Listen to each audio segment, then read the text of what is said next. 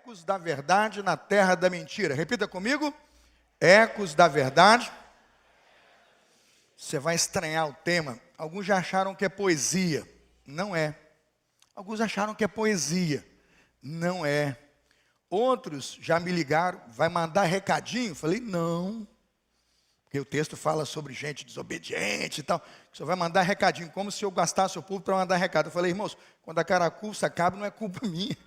Eu leio a Bíblia e ela casa em você, porque a Bíblia está pedindo para você mudar. Não condene seu pastor. O texto é clássico. Ele está da Bíblia, do coração de Deus para você.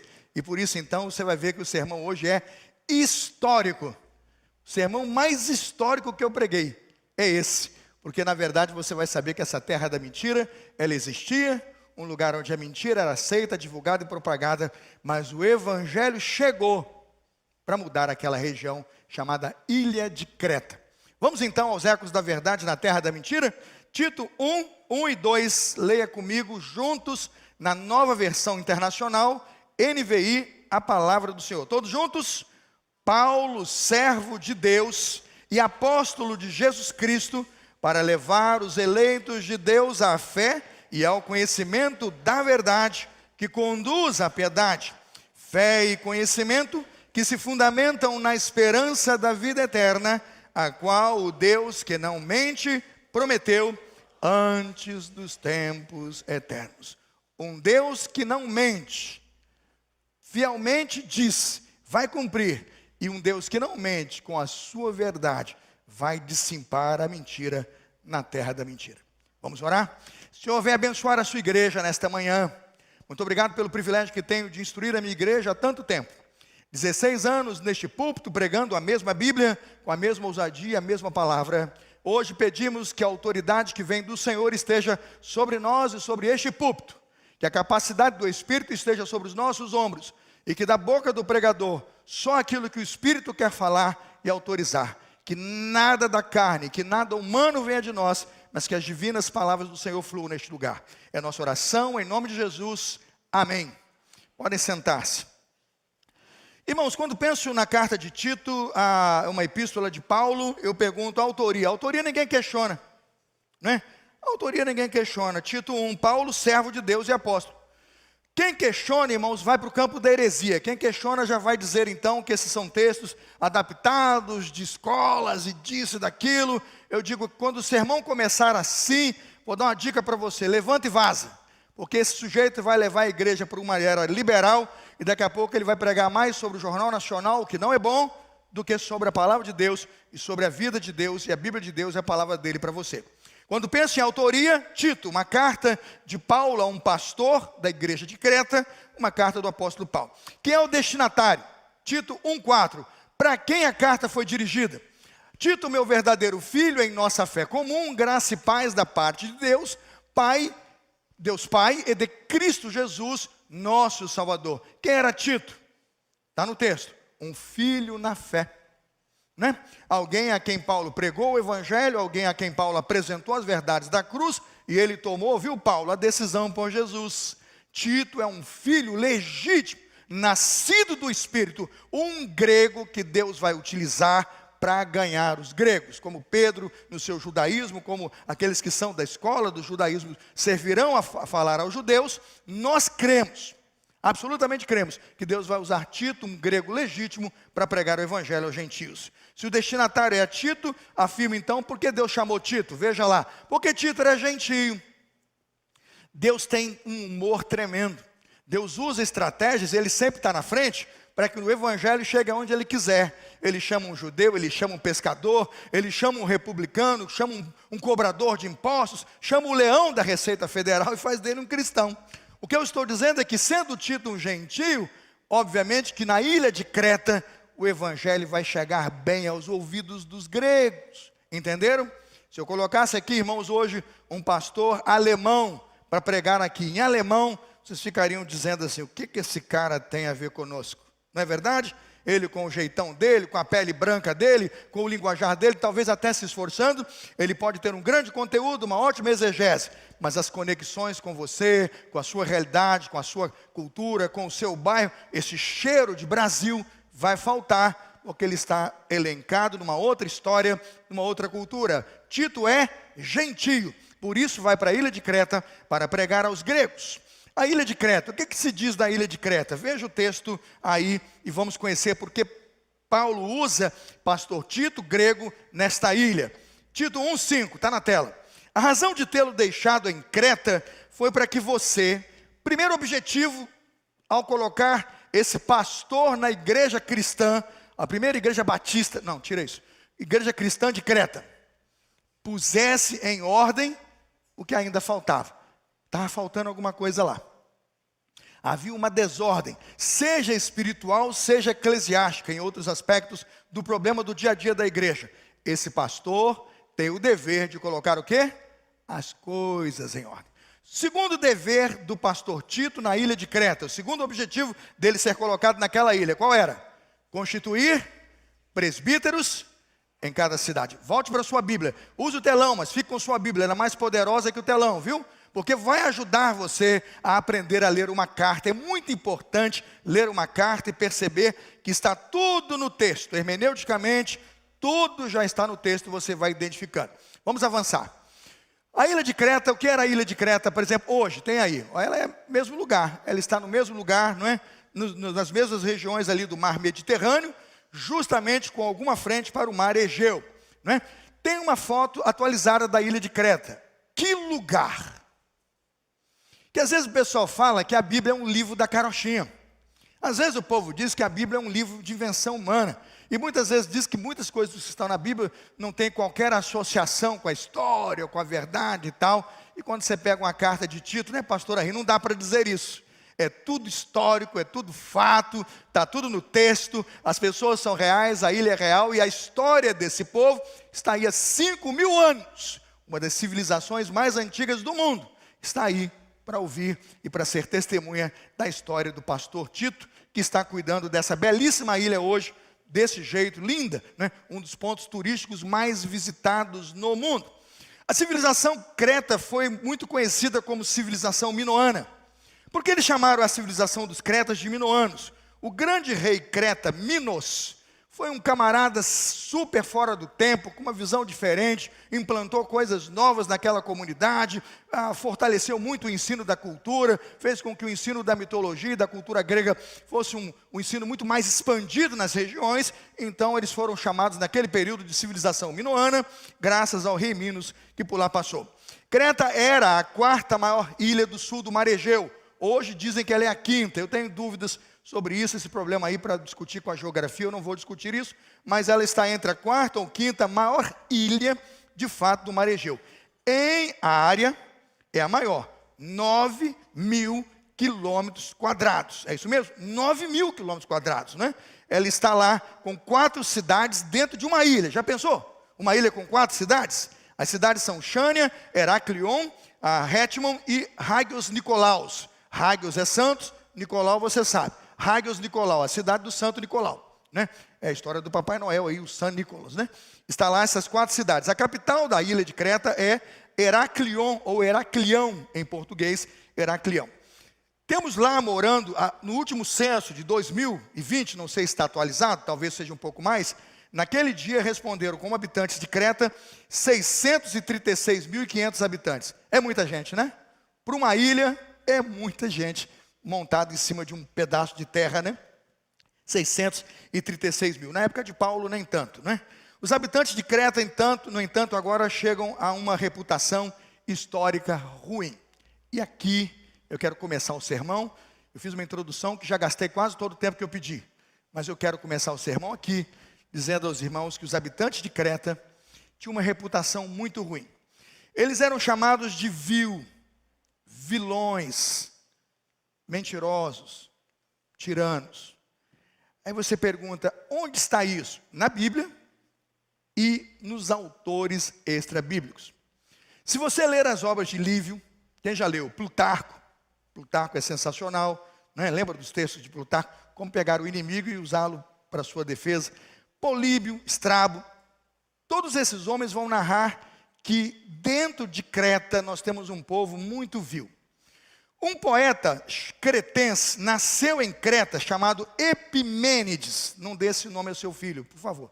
Quem já deu, vamos orando, Deus abençoe, mas quem não deu, não dê. Epimênides. Esse camarada era um grande profeta e também poeta. Epimênides, ele vai viver no ano 600 a.C.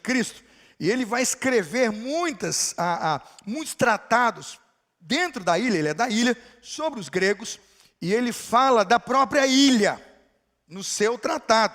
Ele escreve uma obra intitulada, essa aí à direita, A Crética. Livro comum de poesia e filosofia, onde ele fala da ilha. Quem que leu esse livro de Epimênides e citou o que Epimênides pensava do seu próprio povo? Ele botou no livro o que ele pensava do seu próprio povo e de um problema estrutural que o povo tinha. O próprio Epimênides citou e Paulo copiou, grafou e disse. Veja Tito 1,12. Tem aí? Tito 1,12. Abra a sua Bíblia. Em Tito 1,12, Paulo cita o Epimênides. Ele cita esse poeta, esse profeta cretense. E ele vai dizer assim, um dos seus próprios profetas, falando com Tito, aos de Creta, Epimênides. Ele disse, vamos ver o que ele pensa dos cretenses. Diga comigo, cretenses, feras, glutões, preguiçosos. Gente, que cartão de visita horroroso. E o bacana é Paulo saber disso. Paulo foi lá na literatura, filosofia comum. Paulo não lia só a lei. Está vendo, Diogo, viu? Ele não lia só a lei, ele dialogava com o mundo. Pegou a filosofia dos gregos, leu e foi dizer, tem uns caras aí que viveram no meio de vocês, ele nasceu lá em Knossos. Alguns dizem que nasceu em Fresto. Eu li os dois autores, falei, não concordo com nenhum.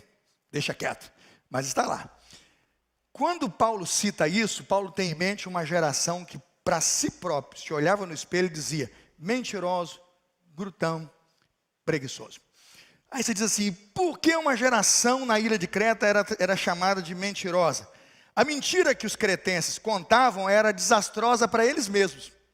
Zeus, dizia a tradição e os mitos gregos, Zeus teria nascido, na verdade, vivido em Creta. Ele viveu a infância dele naquela região, como Jesus em Jerusalém, Galileia, né? E aqueles que viveram em Creta com Zeus, entende o que eu estou dizendo? Viram aquele menino e a criação dele ali e depois decidiram, na fase adulta e no futuro, dizer que Zeus era o quê? Mortal. Era mortal para a teologia deles. Porque se Zeus não é imortal, ele não é o quê? Ele não é Deus. Estão comigo ou não? Sim ou não?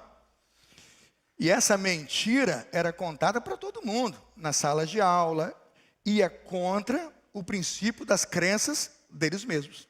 Se Zeus não é imortal, e se ele é mortal, ele não é o quê? Deus. Uma tese nega a outra. E o cretense batia no peito e dizia, eu vi Zeus aqui, ele era mortal. Misericórdia. E essa mentira era espalhada. Eu não estou dizendo que eu creio na mitologia, eu sei o objetivo da mitologia.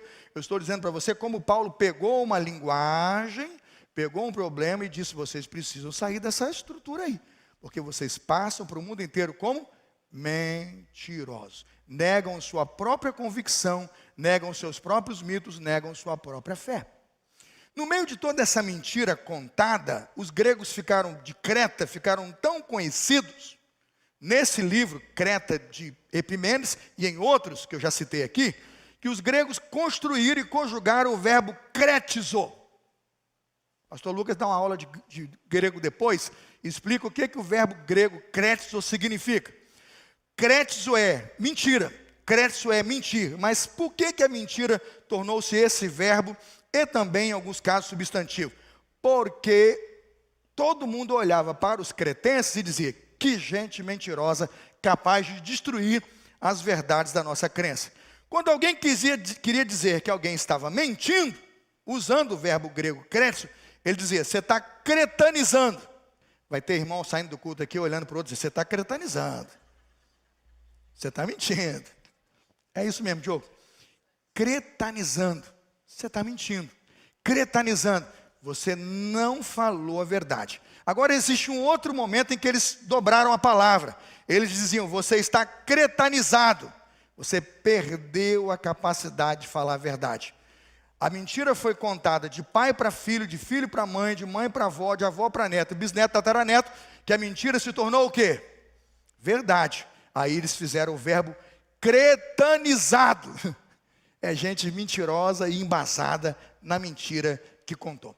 Paulo vai desmontar essa mentira quando entra no Areópago. Paulo de novo, Paulo estudioso, arretado, baiano crente, oxente. Ele entra no Areópago. Paulo não era baiano não, viu? Esquece, foi só brincadeira. Paulo entra no Areópago, vai pregar um sermão para aquela gente sábia da cultura grega e vai citar Epimênides. Abra comigo Atos 17, 28. Atos 17, 28. O tapa que o apóstolo Paulo dá no conjunto de gregos que pregam a mortalidade do Deus. Um Deus mortal. Veja o texto, nosso e o deles. Se é Deus, tem que ser imortal. Atos 17, 28, Paulo, citando o próprio Epimênides, vai dizer, Atos 17, 28. Deixa eu achar aqui na minha Bíblia. Pois nele vivemos, nos movemos, existimos, veja bem, como disseram alguns dos poetas. Veja o livro de novo do poeta Epimênides. O que está escrito no livro do poeta cretense? Também, que bacana. Ele não só é eterno, como ele tem gerado vocês para a eternidade. Paulo está destruindo, sabe, desconstruindo a mentira, a partir dela. Paulo está lendo a filosofia cretense, está conhecendo os ensinos que circulam, e vai desmontando isso, vai invocando o apelo de Deus, o reino de Deus, para a eternidade, para a imortalidade, para uma fé bíblica, para o ensino cristão. O Filho de Deus, Jesus Cristo, é o que, irmãos? Eterno. No princípio era o verbo estava com Deus, e o verbo era o quê? Quando você desconstrói seu ensino, você mergulha numa heresia, participa de uma mentira, e você vai ter que viver num mundo de mentira contra um reino de verdades. Aí você pergunta, pastor, mas o que tem a ver isso conosco hoje? Aqui eu queria dizer, por exemplo, que em português, essa ideia do termo creta, né, do cretanizado, do cretanizando, gerou no português, depois do francês, a palavra cretino. Que horror. Que horror. Pastor, não estou mandando recado para ninguém não, acorda, viu? Estou pregando a Bíblia. Estou procurando uma história, estou achando um ponto de conexão com o ensino. A palavra cretino no Brasil significa o quê? Conveniente, desrespeitoso, né? Conveniente, desqualificado. Ele é um cretino. Aí Paulo usou isso, Tito 1,16, acha aí? Tito 1,16. Olha que gente, problema e como o amor de Deus vem para tratar essas pessoas. Tito 1,16. Veja quem são os cretinos, os cretenses, como disse Epimênides. São detestáveis, desobedientes e são detestáveis, desobedientes e cretinos, cretenses. Está tudo na história. Está tudo na história. Ecos da verdade, aonde, irmãos? No reino de mentiras. E eles se tornaram conhecidos, cretinos, cretenses, pela sua mentira. O povo que está lá hoje não é mais assim. Há muitas igrejas, o evangelho está lá. Amém? Eu estou falando da carta de Paulo a Tito, daquela geração a quem Paulo se referiu. Desobediente, detestável, glutão, mentiroso. Paulo leva os ecos da verdade para libertar aquelas pessoas. Paulo leva a ressonância do céu para libertar aquela gente. Paulo se tornou, irmãos, a montanha de Deus, a voz de Deus, para através de Tito, um pastor qualificado, libertá-los do reino da mentira, para o reino que, irmãos? Da verdade. Para o reino das trevas, para o reino da sua maravilhosa luz. Esta ilha que Tito está, então, é uma ilha conhecida na época como o reino da mentira. Por que eu estou dizendo isso na época? Porque a data que Paulo escreveu é muito clara entre o período que Paulo nasceu e morreu e o que ele está vivendo quando a carta escreveu. Veja a data, vamos pensar, a gente poder atestar a historicidade do texto. Pode passar quem está comigo na projeção, Tito 3,12, tem a data, por favor. Paulo escreveu essa carta provavelmente aonde? No outono de 66 depois de Cristo. Né? Pessoal do slide, se puder voltar com o slide aí. Ano 66 depois de Cristo, Paulo escreveu essa carta, e provavelmente fez isso por quê? Veja a sua Bíblia aberta, Tito 3,12. Acompanhe o que Paulo colocou no texto, que ajuda a gente a pensar a data, em que momento mais ou menos a carta está produzida. Tito 3,12. Ele diz assim: quando eu lhes enviar Artemas, ou Ártemas, se o acento está aí, tá? Ártemas e Tíquico. Paulo disse: Tito, quando eu enviar Ártemas e Tíquico, faça o possível, venha ao meu encontro, venha estar comigo. Ele disse: vem estar comigo em Nicópolis, outra cidade bonita, né? Nicópolis. Aí ele disse: por quê? Porque eu vou passar lá o quê? A carta foi antes ou depois do inverno, irmãos? Porque ele está pedindo para vir antes do inverno chegar, e no inverno ele pede para Tito estar em outro lugar. É provável, fica aí a dica, hermenêutica para interpretar o texto. Se é para se encontrar no inverno, ele está produzindo a carta antes, outono de 66 depois de Cristo, datando o tempo de ministério de Paulo e o tempo que ele viveu.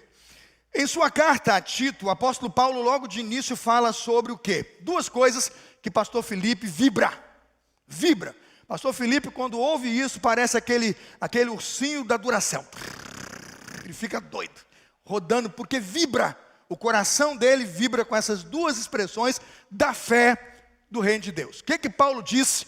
Motivo pelo qual escreveu e apresentou seu ministério. Veja versículo 1, Tito 1, versículo 1. Promover a fé, que é dos eleitos de Deus, no pleno conhecimento da verdade. Há duas coisas que ecoam nesta carta e mostram como o apóstolo Paulo faz ecoar o mandamento de Jesus. Como o apóstolo Paulo fez ecoar e reverberar na vida dele o que ele ouviu de Jesus. Duas coisas estão, versículo 1. Primeiro, promover a fé dos eleitos. O que é isso? Evangelismo, pastor. Despertar a fé, convertê-los à fé, levá-los à fé, levá-los ao arrependimento. Evangelismo. Repita comigo. Evangelismo. Objetivo do ministério de Paulo. Segundo objetivo do ministério de Paulo, agora é o outro que vibra. Lucas falou educação, ele fica vermelho, rosado, ele vibra, ele quer escrever, ele quer produzir, tem que ter organograma, fluxograma, pegar mais quantas gramas quiser. O negócio é da educação. O apóstolo Paulo disse que ele tinha o projeto evangelístico, mas de educação. Versículo 1, promover o conhecimento da verdade. Quem não está comigo na Bíblia, vai no boletim, está no boletim. Sermão está escrito na capa do boletim, é só acompanhar conectado, você não vai perder nada. Se o evangelismo e a educação estão no ministério de Paulo, eu pergunto, de onde veio essa ideia? Ela não nasce do coração carnal de Paulo, ela não nasce da vida ignorante de Paulo, ela nasce do coração de Jesus. Portanto, ide fazer discípulos de todas as nações, batizando em nome do Pai, do Filho e do Espírito Santo. Evangelismo, missão de Jesus. Eu ouvi, obedeci e vazei, vou. E a segunda parte, ensinando-vos a guardar o quê? Todas as coisas. Paulo não nasceu ali com essa ideia, ele a pegou de Jesus. Aí vem o título do sermão. A terra da mentira, você já sabe, era onde? Creta. E os ecos da verdade. É o título do sermão. As pessoas, os que vão ouvir, os que vão acolher o evangelho e vão reverberar o evangelho. O eco, irmãos, para mim, é o lugar onde o som bate e reflete. O eco é o lugar onde o som vem e vai. Vamos pensar aqui no eco, me ajuda a fazer eco. Eu vou falar uma palavra, o pessoal aqui fala. Depois que aquele pessoal falar, você fala. Depois que você falar, você fala. Depois que você falar, você fala. Depois que você falar, você fala. Vamos ver se vocês estão dormindo ou estão prestando atenção. Eco. Vamos fazer o eco. Vou falar uma palavra, quem fala primeiro. Quando ele terminar, você fala, você fala, você fala, você fala. Vamos ver se o eco vai dar certo. Paz. Isso é eco. Só chegou aqui, por quê? Saiu a ordem, saiu o som, e você fez o quê? Eu tomei parte nisso. Estão entendendo? Eu sou parte disso. Agora pensa, por exemplo, quando o cara dá mau testemunho. Ele se comporta mal, ele é um crente que não dá exemplos, ele não vive o evangelho. Aí vou falar assim, paz. Aí o cara, ele não vai repetir, vai dizer, paz. Aí o outro, paz. Porque ele olha para o cara e não acredita, porque não pode, esse cara é um atribulado. Esse cara é um desorganizado, esse cara É guerra, ele é matador. Estou dando um exemplo, desculpa aí, tira do miliciano. Paz? Não tem paz. Então você fala paz, e o que o indivíduo pensa? Guerra. Cortou. Jesus vai para o alto de uma montanha e diz assim: ide por todo mundo, pregar o evangelho a toda criatura, ensina a observar. Paulo manda a carta para o pastor Tito e diz assim: vamos evangelizar e trazê-los para a fé. Vamos ensiná-los a todo conhecimento. Tem eco, sim ou não? Entendeu, Bruno? Está reverberando. Bruno ouviu aqui. Senta lá com a churrete, né? Senta lá com ela e conta a história. Entendeu, Bruno? Quem é o eco? É você, pai. Bateu em você. E de você vai bater na sua geração. Paz, paz, paz, fé, fé, fé, vida, vida, vida. Porque você vai viver para reproduzir a história. Ecos da verdade numa terra de mentira. Que sermão maravilhoso que eu não tenho tempo para pregar. Se o ministério de Paulo é um eco de Jesus, à noite, vem à noite, não falta não. Você vai vibrar com essa história. Se Paulo é um eco dessa verdade, a pergunta é: de onde vem essa história? Paulo ajuda a desmontar a mentira dos gregos, usando a cultura dos gregos. De onde eu tirei a palavra eco? O que é eco? Repetição de um som pela reflexão de uma onda sonora numa superfície, pode ser um rio, ou na pedra fria de uma montanha, ou na concha acústica de um vale, não é? No fundo de uma caverna. Eco é o som refletido numa superfície ou objeto. O eco é o som que a reflexão produz. É aqui que eu pego o som que a reflexão produz. Os gregos diziam que Eco era uma deusa, mais uma vez mitologia. Para a gente entender onde Paulo está metido e a cabeça do cretense. Eco era uma deusa grega. Um dia essa moça se apaixonou por um rapaz lindo, lindo, lindo, lindo. William. Assim, né? Um Cias. Moreno, bonito, forte, né? Um Felipe, né, Josi? Um Lucas. Olhou aquele homem lindo e se apaixonou. Diz a história. Eco, a deusa. Ela se apaixona, mas tinha um problema. Tira o primeiro ponto, segura um pouquinho, volta lá no anterior. Volta no anterior, por favor. Não bota ainda não. Quando acontece aquela situação clássica ali, em que ela se apaixona, ela não sabia quem era esse ser bonito. Como é que era o nome do moço? Narciso. É ele ali. Tem que ler fora da Bíblia para entender. Narciso é o bonitão. Ele é tão bonito, tão endeusado, aquele cara fitness, malhado, que só tem tempo para ficar no rio, olhando para o reflexo do rio e dizer: eu me amo, não posso mais viver sem mim. Esse é Narciso. Eco olha para ele e se apaixona. Ele olha para Eco? Não. Narciso não tem olhos para ninguém. Não namore narcisista, você vai se dar mal. Se informe. Converse com o pastor Lucas, converse comigo, pastor Felipe, converse com o Henri.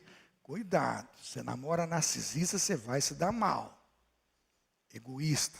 A geração narcisista desse tempo é assustadora. Vai na rede social, você vai ver. Vai acabar com essa sociedade. Narciso destrói todo mundo e a si mesmo. Narcisismo. Quando ela se frustra, o que acontece? Ela se fecha, ela se tranca. E como deusa, ela petrificou. Ela virou uma pedra, rija, dura, uma montanha, que os gregos visitavam para dizer: Eco. E ela respondia: Eco, eco, eco, eco. Essa é a história do eco. O som que você ouve e repete. Demorei muito para explicar o contexto, né? Agora você diz: por que eu disse isso? E vamos terminar aqui. Porque Deus precisava, irmãos, aí coloca o primeiro ponto, de ecos da verdade através de cristãos de verdade. Pode colocar o primeiro ponto, por favor. ecos da verdade de Deus na vida dos cristãos de verdade. O que eu estou dizendo é que um cristão de verdade é um som poderoso, é um som maravilhoso, é um som lindo de Deus soando na terra.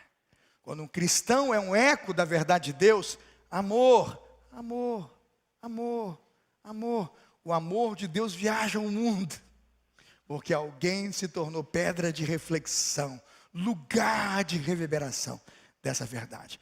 Aí você pergunta, pastor, aonde o senhor achou isso no texto? Deixa eu achar o eco de Deus. Vamos olhar a missão de Paulo para Tito, Tito 1:5. A gente só faz esse ponto e à noite você volta, traz mais gente com você para a gente ouvir toda essa história do eco da vida cristã. Tito 1:5.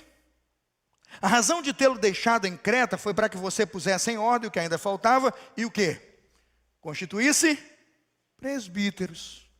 Pastor Lucas, um líder bom é o melhor alto-falante para Deus. Um líder bom é a melhor caixa de ressonância do Evangelho. Ele fala, você ouve. Ele diz, você crê. Porque o desacreditado interrompe a voz de Deus. Não tem eco. Paulo diz, como é que Deus usa ressonâncias e qual é a caixa que Deus usa, onde Deus fala e a voz dele continua e multiplica. Deus usa a gente assim, como aquela moça da mitologia era uma pedra refletida. Eu pergunto, onde a voz de Deus ecoa? Na Bíblia. Através de quem?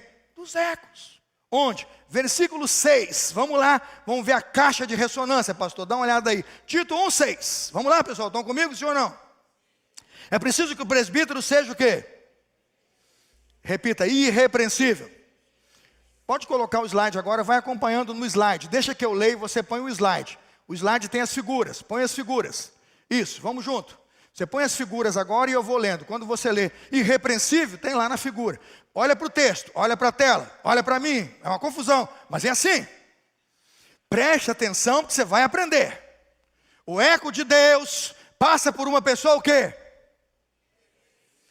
Paz.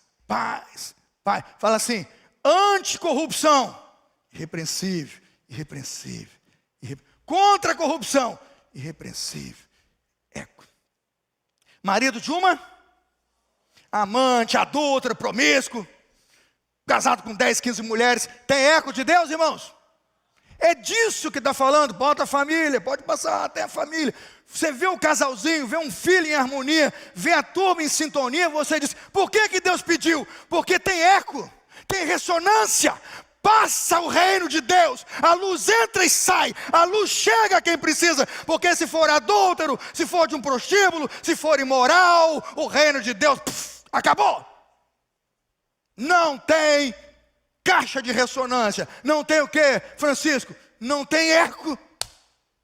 Pode passar o slide, tem a família, isso aí, ó.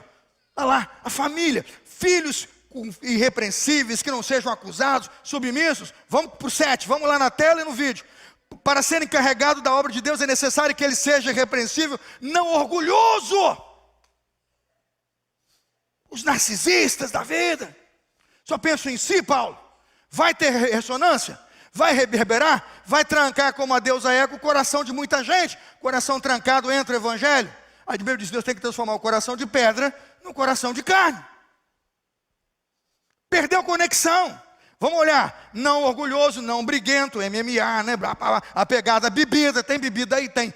Bebida, vinho, cerveja, todo tipo de vício ou droga, cuja o templo vai ser comprometido.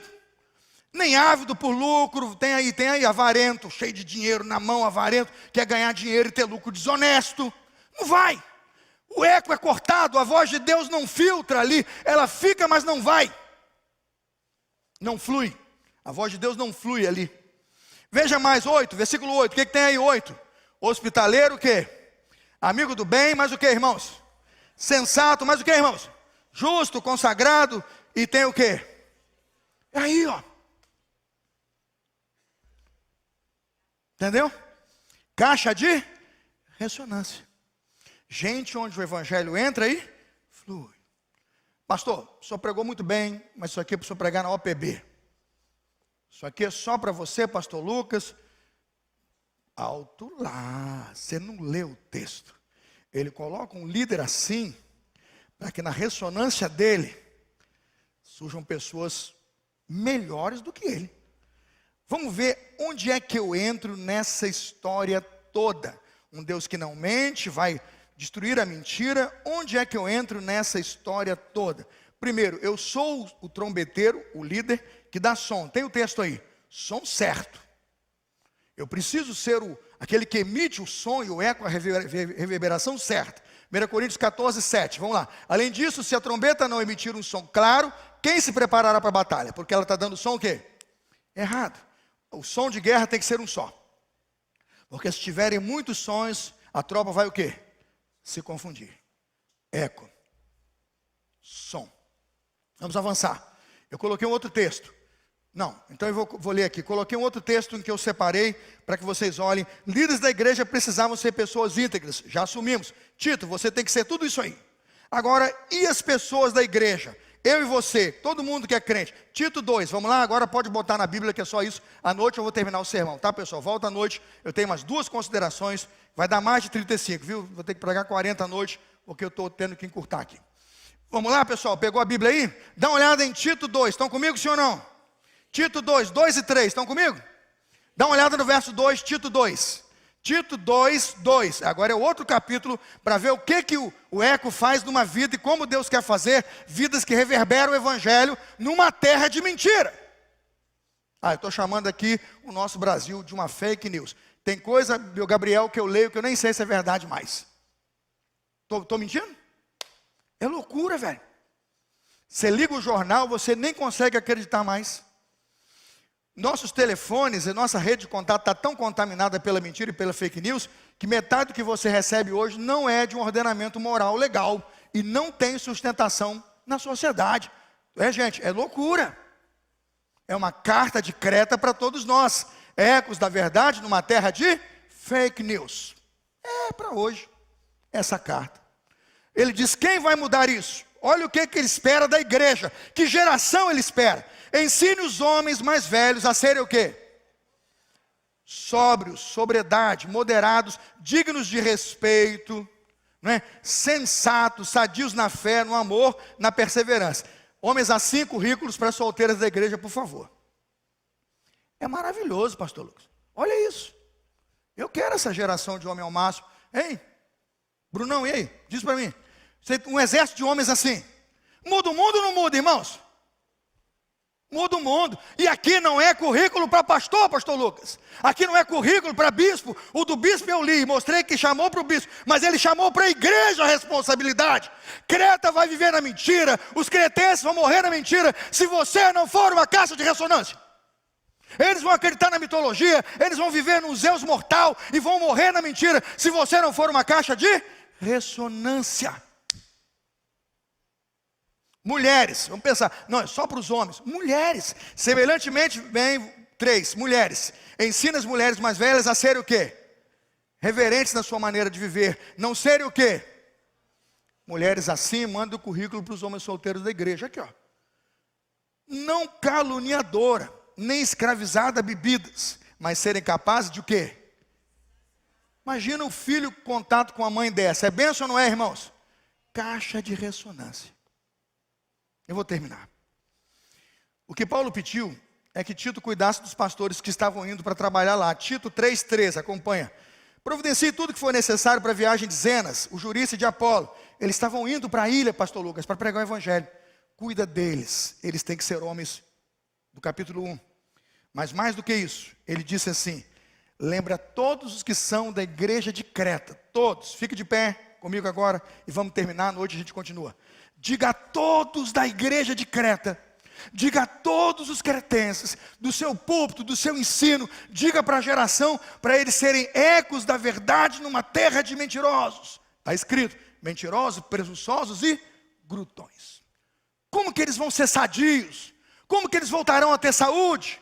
Tito 3, pode abrir, terminamos aqui, 1 e 2, eu aplico à noite. Tito 3, 1 e 2.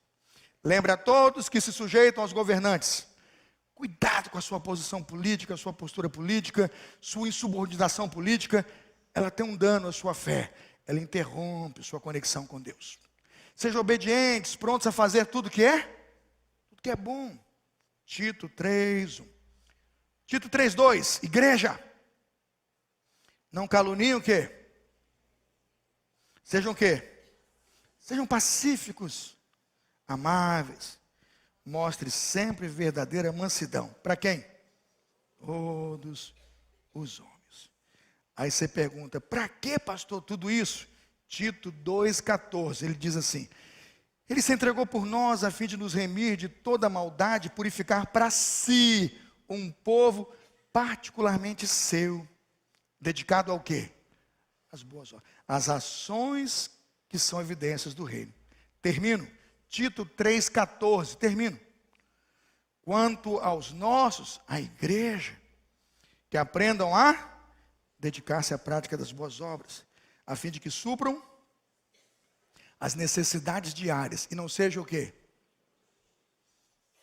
Seja uma caixa de ressonância, seja produtivo, deixa o evangelho de Deus chegar. Deixa a luz do céu entrar, deixa a luz do céu raiar.